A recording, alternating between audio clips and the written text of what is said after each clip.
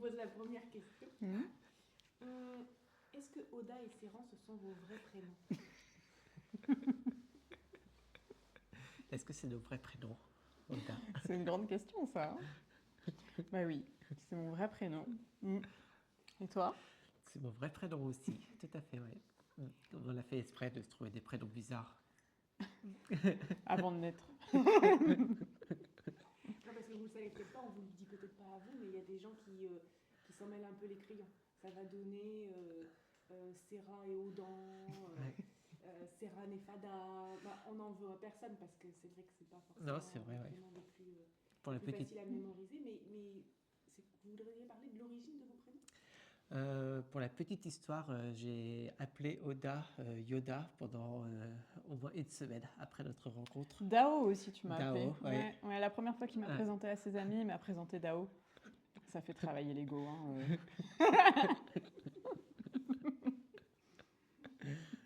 Et est-ce que vous voudriez partager l'origine de vos prénoms?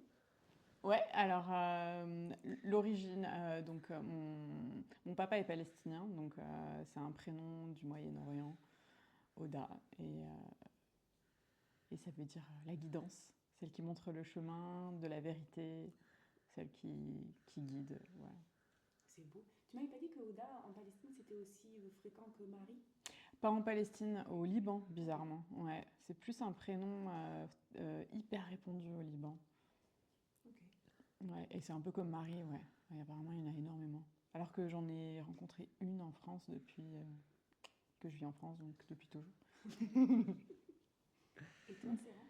Moi, ça vient de la famille, du coup, la maison que mon grand-père a achetée. Donc, c'était en 1930. Du coup, le propriétaire de cette maison s'appelait Serran-Maillard. Donc, son nom de famille, c'était Serran-Maillard. Et mon grand-père avait bien aimé le prénom Serran. Et du coup, c'est arrivé comme ça. Ça devait être ma tante qui devait s'appeler Serran, mais vu que c'était une femme, donc ça est tombé sur moi. Oh, c'est drôle. Oui. Merci pour ces anecdotes. Et est-ce qu'il y a des choses que vous ne montrez jamais sur les réseaux sociaux et pourquoi? Oh, c'est une bonne question. Tu sais, je Non. sais pas. Non, je pense qu'on est assez. Du coup, on montre beaucoup de choses, même beaucoup de les émotions, des fois, où on a vécu des choses qui étaient difficiles, on a vécu aussi des tempêtes émotionnelles. Du coup, tout ça, on a l'habitude de communiquer sur les réseaux sociaux. Donc, il y a une certaine transparence, en fait, par rapport à ce qu'on est en train de vivre. Des choses qu'on montre moins, je pense aussi, c'est on a des moments où on a plus envie d'être nous-mêmes et un peu plus en introspection. Ouais. Et du coup, on a des moments en fait où on part un petit peu des réseaux sociaux pour pouvoir se retrouver tous les deux. Et c'est là où on montre moins. Mais quand on a vraiment envie de communiquer, de transmettre et de partager, on a tendance à être très transparent dans notre façon de faire. Ouais. Je crois Ouais. que même la dernière fois que tu as fait un live, tu as fait faire un tour du Garden Moshi et tu as filmé notre chambre à coucher. Oui, effectivement, C'est ouais. quand même intime, hein. Plutôt. Ouais, je pense qu'il n'y a pas grand-chose qu'on montre pas, en fin de compte. Ouais. Et est-ce qu'il y a quelque chose individuellement que vous n'aimez pas chez vous qui aurait pu vous empêcher de vous positionner, d'assumer de vous positionner comme des mentors dans votre domaine de prédilection? Du coup, pour moi, il y a 3 mois à peu près, il y a eu des mots qui sont arrivés comme quoi j'étais arrogant et comme arrogance en fait qui était là. Donc, et c'est rigolo parce que depuis quand j'étais petit, j'étais très timide et j'avais beaucoup de tendance en fait à penser que j'étais inférieur aux autres. Donc il y avait cette blessure qui était ici. Et du coup, cette blessure aussi s'est transformée dans les années de pratique et dans les années de guérison. Et effectivement, maintenant, j'ai une estime de moi qui est assez forte. Et du coup, sur les réseaux sociaux, on peut penser des fois que je suis un peu arrogant. Et du coup, il y a ça qui m'a quand même un peu piqué parce que on n'a vraiment pas envie de faire mal aux personnes. Mais en même temps, c'est une certaine capacité de pouvoir, en tant que mentor, de pouvoir un peu confronter les personnes là où ils se mentent ou là où ils jouent petit jeu. Et du coup, il y a cette habilité à savoir en fait comment pouvoir aussi inviter les autres à vraiment se dire la vérité, à vraiment ouvrir les yeux aussi par rapport à ce qui peut être difficile pour eux. Et des fois, ça demande c'est un peu cette capacité à aller confronter, qui peut être corrélé à de l'arrogance quand c'est mal fait. Mais je pense que quand c'est vraiment dans la bienveillance et dans l'amour et dans l'envie de donner, de faire en sorte que l'autre puisse grandir, en fait, par rapport à ça, je pense que c'est vraiment une très très belle invitation en fait, à avoir en tant que mentor. Ah, merci pour ça. Mm. Et toi, Oda, est-ce qu'il y a quelque chose que tu n'aimes pas chez toi qui pourrait t'empêcher?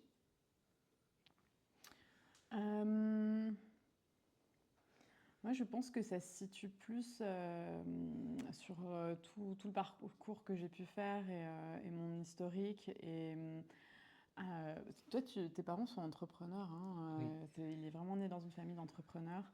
Moi, je suis née dans une famille pas du tout d'entrepreneurs. Mon père est prof, enfin était prof à l'université, ma mère travaillait à l'hôpital.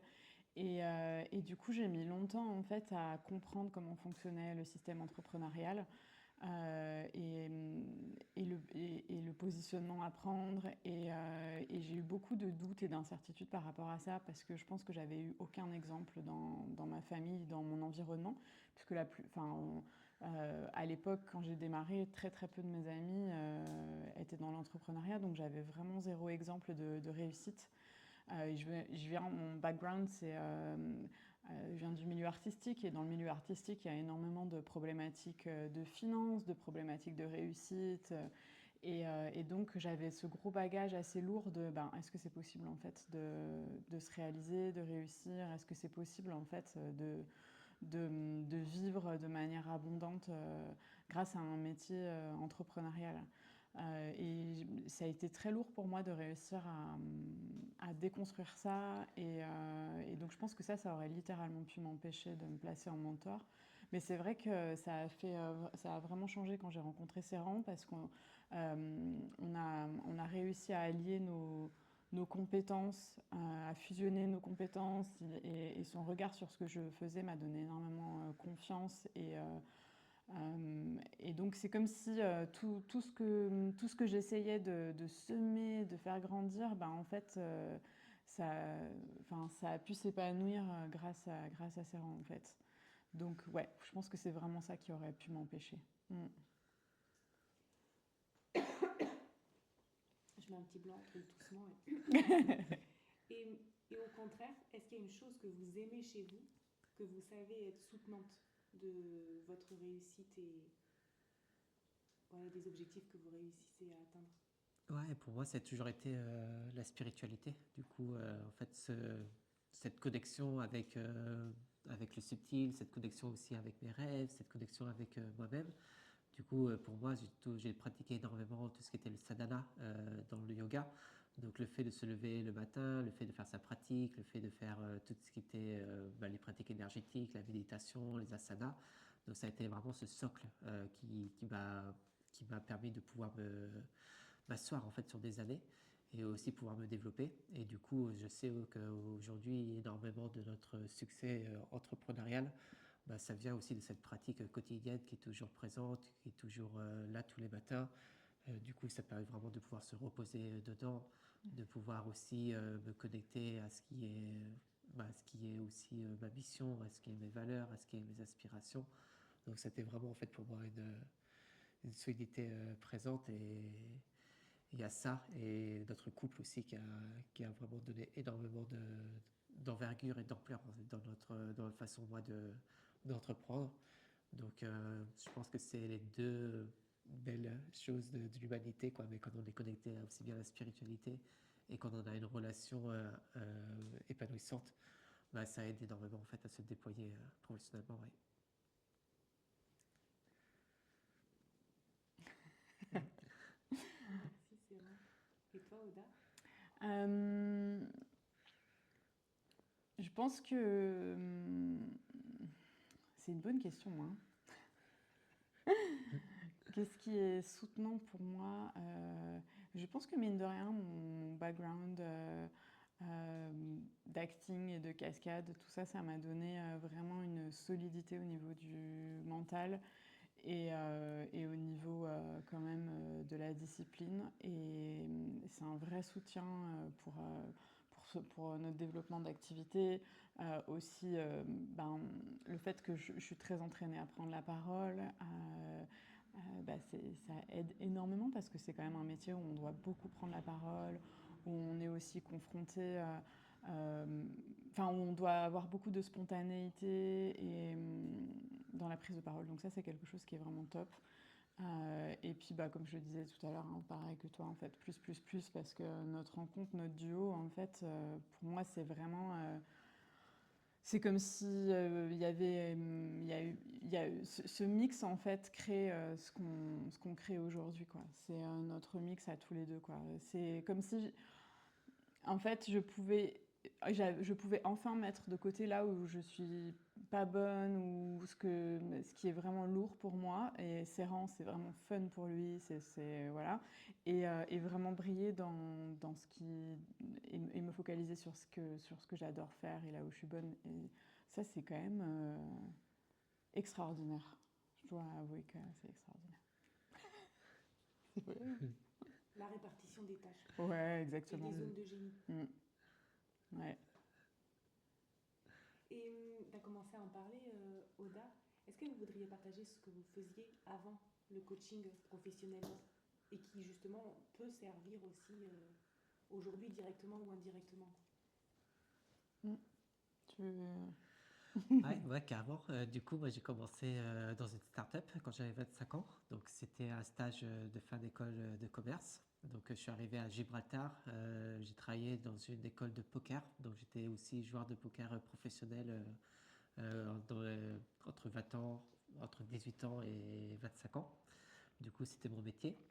Et ça m'a appris énormément tout ce qui était statistiques, mathématiques, probabilité et aussi le détachement émotionnel par rapport à l'argent. Donc en fait de pouvoir être totalement détaché par rapport aux résultats parce que dans le poker il y a beaucoup de hauts et des bas financiers et émotionnels.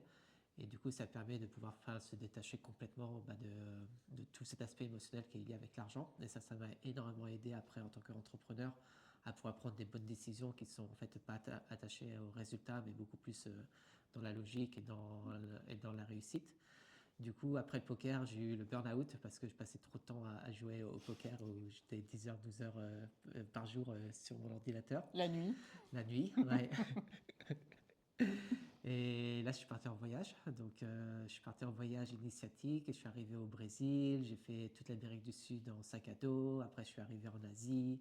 En Asie, j'ai découvert la méditation, le yoga. Et du coup, en fait, ça a été un autre voyage qui s'est ouvert où là, j'ai passé des années à venir pratiquer le yoga de manière ancestrale. Donc, je suis arrivé dans les ashrams au Népal, en Inde, où j'ai passé pas mal de temps avec les gourous là-bas. Et du coup, là, j'ai développé tout le sadhana énergétique qui était ici. Donc c'était ma période, on va dire, hippie yoga qui était là, après le poker. Et après, je suis rentré en France en 2020. Et là, j'ai commencé à donner des cours de yoga dans ma localité, dans le petit village. Et là, on habite dans un village d'à peu près de 100 habitants. Et ça a été une grande surprise pour moi, en fait, de voir que même avec 100 habitants, il y avait des cours de yoga qui ont bien marché. Qu'il y a une belle communauté qui s'est formée avec vraiment des personnes régulièrement qui venaient aux cours. Donc ça a été vraiment une très belle expérience. Et du coup, professeur de yoga. Et petit à petit, je suis arrivé dans l'entrepreneuriat parce que j'avais beaucoup de mes étudiants yoga qui étaient thérapeutes, qui étaient coachs et qui étaient en train de développer leur activité. Et ils voyaient que de mon côté, j'avais réussi à créer une belle communauté avec une belle communication, avec en fait des clients réguliers et tout. Et du coup, qui sont venus de plus en plus me demander des conseils sur tout ce qui était communication sur les réseaux sociaux, sur tout ce qui était accompagnement, sur tout ce qui était service. Et du coup, de ça, en fait, j'ai commencé à venir communiquer par rapport à ça et aider de plus en plus les coachs, les thérapeutes, les accompagnants à pouvoir développer leur activité en fait de là. Donc, très belle voyage en fait pendant toutes ces dernières années par rapport à ça. Merci, Serran. Un grand plaisir. Mais Oda aussi a un parcours bien atypique. Oui. Alors moi ma carrière a commencé en tant qu'actrice. Mon rêve de petite fille, c'était vraiment de jouer. Donc j'ai débarqué à Paris à 18 ans et j'ai vraiment tout donné pour essayer de travailler en tant que comédienne. Mais ça n'a pas tant pris que ça. J'ai quand même fait des trucs pas mal, mais ça n'a pas tant pris que ça. Et comme je faisais beaucoup de sport et que je faisais des arts martiaux et que j'adorais le fight en fait, je me suis retrouvée à être embarquée sur des tournages cascades. Et puis en fait, au final, c'est devenu mon activité principale. Je suis devenue cascadeuse. Et j'ai travaillé pendant 10 ans en cascade. Voilà, je faisais plein de choses. Des chutes, des doublages équestres, du combat évidemment. Et ouais, ça a été... Je suis arrivée dans le coaching sur la fin en fait de ma carrière. Enfin, au moment où j'avais décidé qu'il fallait que ça s'arrête parce que j'ai découvert le yoga, comme toi. Et en fait, en découvrant le yoga, il y avait comme une incohérence entre brutaliser mon corps, parce que finalement, c'est que ça, hein, la cascade, hein, on s'entend, on prend que des chocs tout le temps. Donc, ça devenait incohérent. Je brutalisais mon corps, puis après, j'allais faire du yoga. Et là, quand même, l'idée du yoga, c'est prendre soin de son corps, être à l'écoute, etc. Et donc, je devenais un peu schizo. Donc, je me suis dit, bon, il faut que j'arrête, et je me suis blessée. Et en fait, cette blessure-là, puis beaucoup de mes amis se sont blessés. Et ça a été un peu un wake-up call. Je me suis dit, bon, il faut que je fasse quelque chose où je me respecte, en fait. Et donc, j'ai découvert le coaching à travers pas mal de livres, et j'ai fait une école américaine. Et en fait, ça a démarré tout de suite. Voilà. Top, merci. Peut-être tu veux juste ramener un petit peu ton foulard parce que Ah oui. Il y a l'avatar en toi. L'avatar en moi. Ça va, vous avez encore un peu de jus pour quelques questions? Ouais, c'est bon. Ouais, c'est trop bien. 5 minutes, mais on continue un peu. Ouais. Ah ouais, encore un petit peu.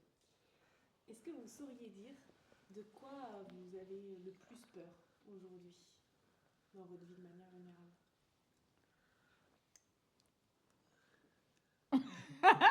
C'est pas une question facile. Hein. Tu saurais dire, toi? Du coup, ce que j'ai le plus peur, je pense que j'ai plus peur de la réussite parce qu'aujourd'hui, on a quand même une fondation qui est vraiment solide avec un savoir-faire qui est là, une maîtrise qui est là. Donc, on devient très aiguisé en fait à savoir comment développer notre activité, communiquer sur les réseaux sociaux, comment vendre et tout ça. Du coup, ça, c'est quelque chose qu'on est bien établi. Moi, ce qui on va dire le challenge en fait actuel ici, c'est que nous on entreprend en famille. Du coup, en fait, aussi bien avec Oda dans notre couple, notre entreprise en couple, mais aussi bien on a le lieu de vie qui est le Garden Nishi, qui est aussi l'entreprise familiale. Et du coup, ici, c'est que j'ai la peur qui est ici, c'est que ma famille ne soit pas dans la réussite, dans le sens où en fait il y a un écart qui se crée entre nous, notre réussite, et de ne pas pouvoir embarquer ma famille en fait avec moi. Du coup, c'est la peur qui est là. Et je pense que c'est une peur aussi qui est normale, parce que de plus en plus où tu réussis, de plus en plus où tu deviens indépendant, tu deviens ta propre façon de vie. Et du coup, souvent on dit en fait qu'il y a un peu de la solitude au sommet de la montagne. Mais en fait, c'est de plus en plus aussi important de pouvoir t'entourer de personnes qui sont sur la même longueur d'onde que toi, avec les mêmes aspirations, les mêmes valeurs. Et c'est vrai qu'en fait, toute réussite aussi vient avec ces sacrifices en fait, qui a besoin d'être fait.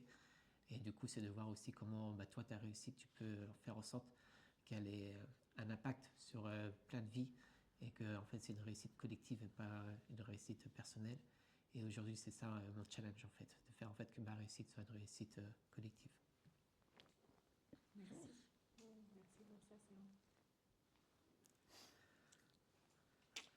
Grande question.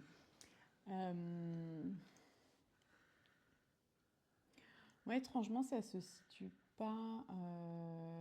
Ma peur pour le moment, c'est lié plus à mon développement d'activité aussi sur doTERRA, parce que je développe aussi doTERRA, en plus de tout ce qu'on fait ensemble. Et donc, c'est au démarrage par rapport à notre activité actuelle.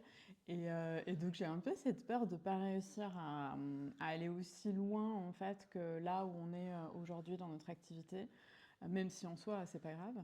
Je ne sais pas si c'est vraiment une peur, c'est peut-être pas véritablement le mot, parce que j'ai vraiment ce désir de nous offrir, en fait, une seconde source de revenus. Pour nous, c'est un peu, ça fait partie de nos valeurs en fait, et c'est quelque chose qu'on enseigne aussi beaucoup.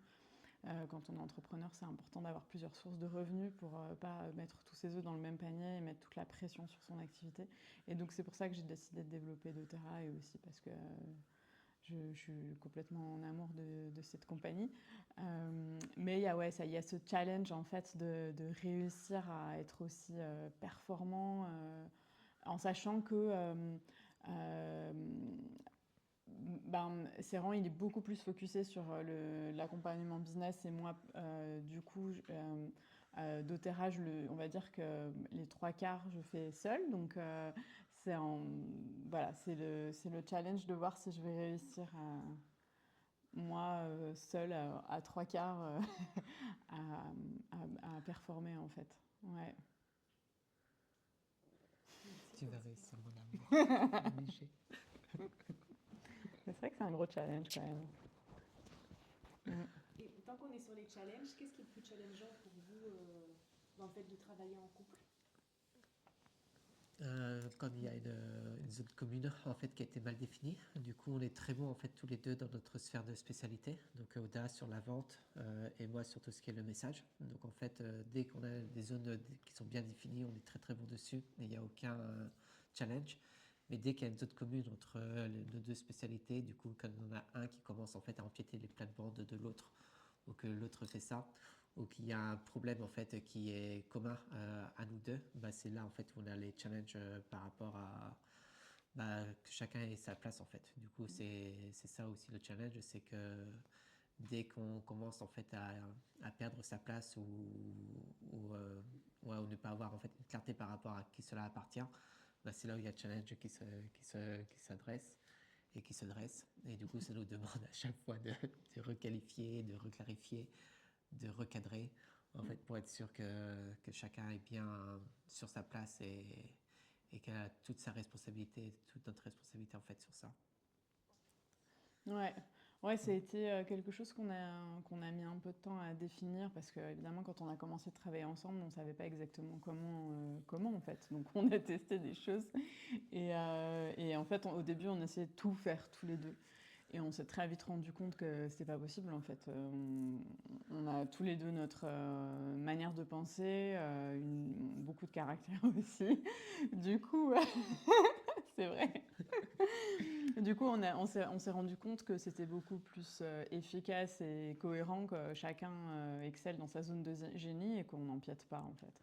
Donc on s'est très vite séparé les tâches et voilà, avec cet engagement de ne pas aller sur les plates-bandes de l'autre, quoi. Et même si on en discute des fois quand on a des problématiques, ça ne nous empêche pas d'en parler, mais on ne va pas venir faire des remarques ou des retours ou des critiques sur ce que fait l'autre, quoi. Et ça, c'est vraiment important. Oui. Ça a tout changé, hein. Ouais. Oui. On est une vraie équipe, en fait, hein, et voilà. On est une équipe à nous deux, quoi. C'est chou. Qu'est-ce que vous faites quand vous ne travaillez pas? Ça, c'est une question pour Serran, parce que Serran travaille tout le temps. On voyage beaucoup. Du coup, Ouais. c'est aussi une passion qu'on a, c'est le voyage. Donc, c'est quelque chose qui nous fait beaucoup plaisir. On aime bien aussi tout ce qui est les marchés. Donc, aller prendre un thé sur un marché, faire le marché local, aller prendre aussi un petit café dans un restaurant, tout ça. Du coup, sortir, c'est vraiment agréable. Les balades, on fait pas mal de balades aussi régulièrement, quotidiennement. Donc, principalement sur ça. Mais ouais, pour moi, en fait, là, aujourd'hui, la méditation, c'est du travail. La pratique yoga, c'est du travail. En fait, toute ma vie, en fait, personnellement, est vraiment en fait, engagée vers le travail et vers la réussite, aussi bien notre réussite, aussi bien la réussite des personnes qu'on accompagne. Donc c'est vrai qu'il y a une certaine, on va dire, dévotion qui est là. et qui est tellement importante quand tu entreprends et surtout quand tu es dans l'accompagnement, c'est vraiment être dévoué à ton service, dévoué à ton message, dévoué à ce que tu veux transmettre et aussi pouvoir servir les personnes qui viennent à ton accompagnement. Donc il y a une belle dévotion que moi j'aime beaucoup en fait, qui me donne énormément de sens en fait à ma vie et qui est tellement importante pour moi. Ouais. C'est vrai en fait, hein. Nos pratiques du matin, on intègre ça dans le travail, parce que le week-end, on ne fait pas nos pratiques. Oui. Le sport, l'écriture, la méditation pour toi. Mais sinon, on lit beaucoup quand même, hein, Séran. Oui. Aussi, on lit beaucoup. C'est À un le travail moment, aussi. ouais. Pas Bah, toi, mais non, pas moi. Moi, Ouais. je lis des choses relaxantes qui me sortent du travail. J'ai besoin de diversifier, sinon après, je fais des interférences. Ça et quoi je faisais beaucoup de jardin aussi. Toi, Oui. un peu moins. Je cuisine beaucoup. La pâture. Ouais, je peins, enfin voilà, aussi j'écris des choses qui n'ont rien à voir. Et à un moment, on faisait des puzzles, Oui. ça nous a passé. Ouais, c'est plutôt des activités un peu cosy en fait, un peu hygge. On aime bien, on est assez cosy en fait. Ouais, mais on randonne aussi pas mal quand même, hein. Oui. On randonne pas mal et ouais, principalement en fait, c'est vrai qu'on... Ouais. Mais là, on a remarqué, on était à l'île Maurice, et en fait, on n'est pas trop dans tout ce qui est touriste, Non. excursion et tout ça. Donc, on aime bien vraiment être tranquille et avoir En fait, c'est notre ce qu'on se tranquillité. disait, c'est que finalement, on va à l'autre bout du monde et puis on a exactement, on a exactement la même routine qu'ici, quoi. On se lève, on fait du sport, ensuite on travaille et puis le soir, on va se balader et on va manger un bout. Et en fait, peu importe où on va, on aime bien cette routine. On est vraiment, on est très attaché en fait à notre routine. C'est un peu notre maison, quoi. Ouais. Donc finalement, on peut être n'importe où dans le monde, on est comme à la maison parce que on a la routine qui est là, quoi. Mm. C'est génial. Une dernière question. Oui. Vous êtes mariés l'été dernier? Oui. Oui. Pourquoi? Ouais, c'était un sacré processus. Quand même. Oui. Ouais. Moi, parce que ça vient dans le processus de devenir un homme. Du coup, ça fait, je pense que là, j'ai 38 ans. Donc, et depuis 33 ans, là, j'ai vraiment ce processus de plus en plus devenir un homme. Et du coup, c'est être capable de pouvoir avoir plein de choses qu'un homme doit faire, et le mariage en fait partie. Mais c'est prendre soin de sa famille, prendre soin de son couple, pouvoir aussi sécuriser les finances, pouvoir vraiment aussi dédier sa vie à sa mission. Donc il y a tout ça.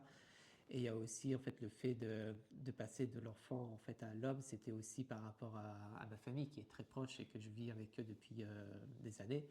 C'est aussi de faire cette démarcation en fait. Du coup aujourd'hui j'ai une nouvelle famille qui est là et qui arrive avec Oda.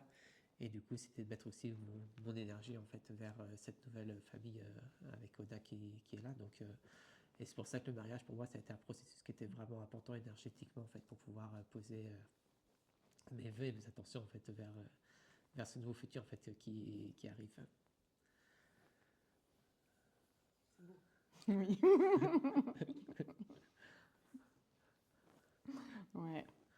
Il y avait ça et il y avait aussi, pour moi, on s'en était parlé, c'est que ici, quand je suis arrivée, il y avait vraiment cette entreprise familiale dans laquelle je me suis investie. Et en fait, c'était aussi une manière de prendre ma place dans cette famille, d'avoir vraiment cette reconnaissance du travail aussi que j'avais investi et de faire en fait partie de cette famille et donc d'avoir vraiment la reconnaissance de l'investissement. Bon, aussi parce qu'on s'aime hein. Et qu'on se voit passer notre vie ensemble. Donc c'est aussi pour ça qu'on a décidé de se marier quand même. C'est un point important. Et aussi, il y a l'aspect, mine de rien, moi, je me serais entendu dire ça il y a quelques années, j'aurais hérissé, les cheveux hérissés, mais on a envie d'avoir un enfant. Et en fait, pour nous, d'avoir cet engagement cet engagement envers nous-mêmes, envers nous deux, c'était important pour accueillir un enfant dans cette énergie en fait d'engagement, quoi. Donc c'est aussi une des raisons qui. Merci. Merci à toi, Aurore. C'est toujours des questions incroyables que tu C'est poses. clair. T'as des dons pour ça. Est-ce que vous voulez donner un mot de la fin? T'as quelque chose à dire en plus?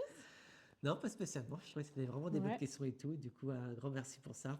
Et ouais, carrément. En fait, pour moi, franchement, entreprendre, c'est une des plus belles aventures que tu peux faire dans ta vie. Je pense que c'est vraiment une aventure humaine, aussi bien au niveau spirituel, émotionnel, aussi bien au niveau de tes proches, de ton couple, de ta famille. Du coup, c'est vraiment une aventure qui est incroyable. Moi, je pourrais rien faire d'autre dans ma vie. Donc, c'est aussi quelque chose qui est vraiment inné pour moi et qui fait tellement de sens. Et je pense que il y a tellement de personnes, de coachs, d'accompagnants qui aujourd'hui sont un incroyable potentiel, un incroyable message aussi. Et que pour moi, on est vraiment en train de créer le futur. Donc c'est ce genre de personnes qui ont des projets humains, qui ont la main sur le cœur, qui veulent grandir, qui veulent contribuer au monde. Et je pense que c'est vraiment pour moi les personnes que j'ai envie de servir. Donc voilà, finir sur ça aussi, parce que c'est tellement important. Ouais, c'est vrai. Mm. C'est un beau point. C'est un beau Ouais. point. C'est vrai que l'entrepreneuriat, moi je dis toujours que c'est une excuse pour se développer en fait. C'est vraiment un espace de développement extraordinaire Ouais. et ouais. Voilà, j'ai pas vraiment de mot de la fin. On finit sur ça. Merci. Merci Merci beaucoup, à Aurore. toi.